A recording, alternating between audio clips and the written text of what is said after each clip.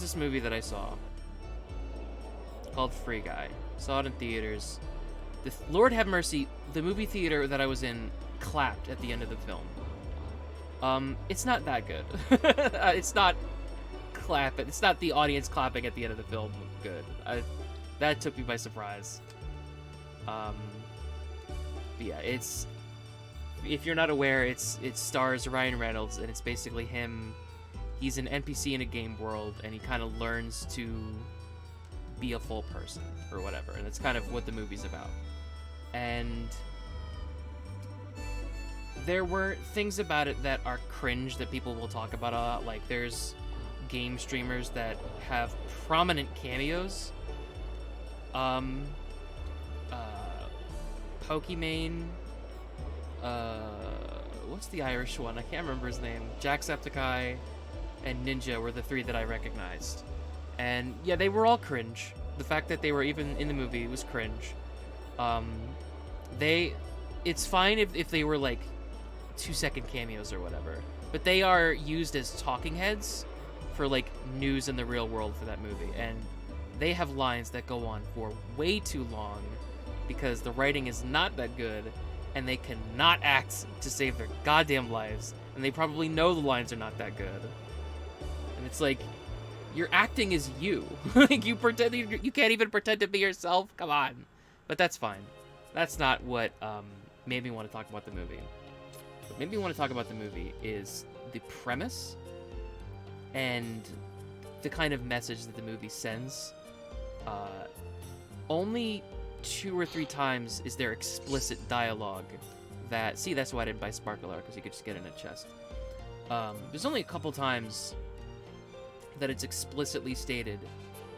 I think there's a... Yep! That violence against NPCs, which are essentially like, you know, human visages. It's weird that gamers are just cool with doing so much violence toward them. And that's stated a couple times, but it's essentially the narrative conceit of the whole film. It's about, there are these 2 programmers that developed basically genuine artificial intelligence, and their code was stolen and put into a first-person shooter, and the NPCs start to like gain sentience. That's kind of what the movie's about. And this premise, which is relatively interesting, if a bit made in service to what is essentially like a formulaic movie. Like, it's just, at the end of the day, it's just guy meets girl, there is a quest, there is a villain, the villain is defeated, the guy gets the girl. That is just kind of like the formula for how to make a movie that people will enjoy, right? There's gonna be a lot of people who are like, I like the movie. Well, it's like every other movie, that's why you like the movie. That's how you open the little door, so that we can come back and ride that boat and get another Stardust. But what I found to be particularly disappointing about the film is that it is kind of enveloped in the flavor of like gaming and gamer culture in a pretty cringe and outdated way, which is fine. It is what it is. It's made by like older people. But what frustrated me about watching it was that the message that they landed at the end of the day was like, violence is bad. And that's like all they had to say, even though they had hundreds of millions of dollars, this unique situation, like for a movie that like doesn't get made very often, and that's your message. And it's just like, violence in video games, it's been a hotly contested debate that's been talked about since like the 90s, right? You know, outwardly it's crass, but research has been done. It doesn't really seem to be much of an actual societal effect that it has on people. It doesn't cause people to go and be violent. You could make an argument that it causes people to be more aggressive and maybe more toxic, maybe, but there could be like dozens of other factors in our society, and I don't think it's just violence in games. And the reason I find this to be kind of disappointing is that I just feel like there's so many other issues in gaming and gamer culture that you could talk about that maybe aren't being talked about enough, but that are more insidious and more problematic than just, oh, there's violence and it's bad, right? So to just give a very, very brief summary, there's these two programmers, a guy and a girl, and they write AI, and then it gets stolen by a developer for a first-person shooter, and then they eventually save their programming that it was about to get destroyed, and they make a deal with the bad guy to, give all the rights as long as they get to keep the server that has their programming in it, which doesn't really make a whole lot of sense. But, at the end of the film, they end up making their dream game, and it just features, characters, AI, smart AI-controlled NPCs talking to each other, and the gameplay is just you watching them talk with each other. That's kind of, what the conceit for their, ideal, peaceful game is. And I thought that was interesting, because yeah, there's no AI, there's no artificial intelligence that exists today, and it certainly isn't being used in video games. But the idea of the player focusing more on character and their like of characters over just violence and gameplay is not something that's alien to the game industry, but it's also not something that's particularly good either, because it's something that is monetized very maliciously. So let's say I was charged to write a sequel. So what I would do is I would have this character, let's say 5 years after the events of the first film, and I would have this character, it could be a guy, it could be a girl, doesn't really matter, who is just down on their luck. They tried the college life, they fell into a toxic relationship, and things just did not work out. And they got out of the relationship, but it burnt them out, it messed up their schedule, they ended up falling into a dead-end job, which was an exploitative, shitty job that they couldn't get out of. They're barely making ends meet. They're exhausted, they're depressed, and they get introduced to this game called Free Life 2. So, at the end of the first movie, the big game that the two main characters create is called Free Life. So they are introduced to a game called Free Life 2, right?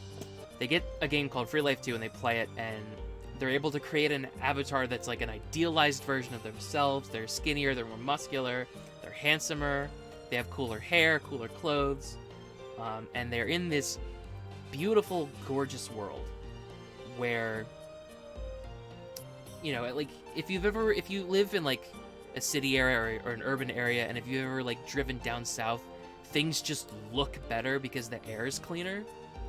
If you're from the south, you won't know, because that's just where you live and you don't know the difference. But it looks like that, this world that they're in. It looks unbelievable. It's idyllic. It's gorgeous, but there's also danger. There's monsters, there's dragons, there's trolls, there's demons, or whatever. And the player character has the ability to defend themselves, but it's too difficult to fight by themselves. So there are NPCs, there are characters that are able to help them. And there are the certain characters that you're introduced to in the beginning, the NPCs, they're cool characters, but they're kind of boring and bumbly and weak.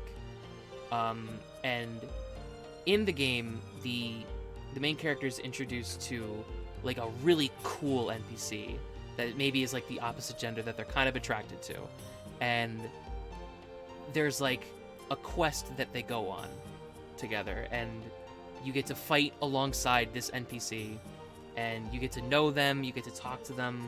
Essentially, you kind of go on a date with them, and they tell you about their thoughts and their feelings, and the thoughts and feelings feel real because it's artificial intelligence, right? It's the same programming from the first movie.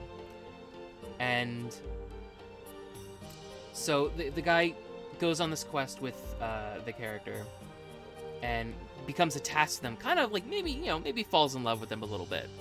And then the quest ends, and then the person says, you know, all right, like the AI says goodbye, and then they leave, this character, and it's established in the game that you don't get to see that, like the main character does not get to see this NPC ever again, unless they participate in a system where they collect points and then they spend those points to buy like a loot box, and the loot box will have like 10 items, and one of those 10 items might be the character that they just fell in love with. It could be another character, it could be no characters at all, but there's like a 0.06% chance that it's that character that they fell in love with, that this AI character who they got to know, who's basically a real person that they got to know for like a day, they'll never see them again unless they roll for this 6% chance. So the main character gets addicted to this game. They're constantly grinding up points and rolling, trying to get this character. And people in their real life are telling me, like, you're getting lost in this game. You're not showing up for work. You're not doing anything. You're just like constantly like playing this game and like not living. It's like, but you don't understand. I am living. I have to beat this character again. You know, I love them. Like, well, but they're not real. And maybe later in the film, the guy actually meets the programmers from the first movie and tells them like kind of like confronts them, like, why did you do this? Why did you make it so that these characters are locked behind this chance-based system? It's so messed up. Why would you do this to me? It's like, well, it's not real. Because like at the end of the first movie, Ryan Reynolds' character, who is an AI, explicitly tells one of the main programmers, like, look, I'm not real. I know that you love me, but I'm not real, and you should go live in your real world. But like they explicitly say halfway through the movie that they are real because they're artificially AI. They go out of their way to say, like, you know, like two of the AI characters have a conversation like, what would you do if you weren't real? And then the other one says, like, well, these feelings that we have, they're real. At least they're real to me. Therefore, we are real. So the main character of the second movie is like, no, like let's just say it's a guy, right? And like, no, she is real. I talked to her. Like, I'm her friend. I promised her that I would see her again, and I can't see it. And like, it would just be a movie about the insidiousness of monetizing our attachments to people, because that is a real thing. That is a real thing that game companies are doing. It started out with just like JPEGs. I'm talking about gotchas if you haven't caught on yet. It started out as just like cute, sexy JPEGs. But as the years have gone on and these games have gotten more popular and made more money, and I'm talking billions of dollars, insane amounts of money, insane amounts of player, like an enormously large player bases who play these games and talk about these games all of the time, because they're written and designed in a way even if you don't spend enormous amounts of money on them, like they take up so much of your time, so they take up so much of your headspace, so you're talking about them constantly, and you're talking about them to your friends, and then you get your friends interested in them, and then they go play the game, and then maybe they have more luck than you in drawings, and then that encourages you to spend more money, or they end up spending more money because they're not like you. They don't have the same inhibitions that you have. Maybe you're more resilient to the monetization, but they aren't. And that's kind of what gacha developers kind of prey upon. That's what the system that they've come up with, this genre, that's what it's come up with. And it's predatory, and it's worth talking about narratively. It's worth it to make a movie that says, hey, taking our love of characters and using it to drain people of their money is not cool, right? Like, or at least it's problematic, and maybe it could be done better. Because if artificial intelligence was a real thing and we put it into video games, 100% this is what would happen, right? There would absolutely be an artificial intelligence gacha game. 100%, you would talk to a character in like a quest or a trial, and then you would never see them again unless you pulled them from the banner. And you made friends with them. They're real. They're actual artificial intelligence. So of course you're gonna pull for them. And it's not like you could just like talk to them on somebody else's account because they don't know you on that account. So yeah, it's just like, that's just one example of something that a movie like Free Guy could have talked about. And it's just a shame that people of a certain generation are locked in on certain issues that just get talked about over and over again that aren't really relevant anymore. Not really. Like, violence in video games, like, who cares? Like, at this point, there's so many different genres and so many different intellectual properties that you can pick and choose. If you don't want to deal with violence in video games, you could just play a non-violent video game. You could just play Farmville. You could just play Candy Crush, you know?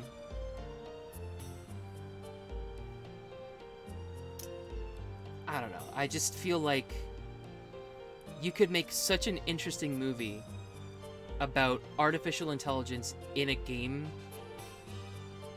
that utilizes the real issues of gaming. And like of gaming culture and like the game industry is the word I'm looking for. I have ADHD, so sometimes I just forget words. Like, they just leave my brain. Their portrayal of the game industry was this idea that, like, just dude bros just control everything. And to a certain extent that's true, but it's also more insidious than how they portray it. Taika Waititi plays the big villain, Antoine, who is, you know, Taika Waititi is hilarious. Like, he's great in everything that he's in. But I just feel like his character is just not a... If you're gonna make your film a criticism of the game industry as much as it is a celebration of it, I feel like, you know, I don't know, it's tough because you don't want to necessarily burn bridges, but like, with the whole thing going on with Blizzard Activision and Riot Games and Rockstar, people getting ridiculously overworked, rampant sexism, employees committing suicide through belittlement and stuff. It's weird to see a lead game industry villain character be goofy and silly and motivated only by greed when the reality is a lot darker, you know? So that was kind of weighing on my mind as I was watching this film and watching these characters play out. So yeah, it's not a very interesting movie, really. There's a lot of cringe writing, unfortunately.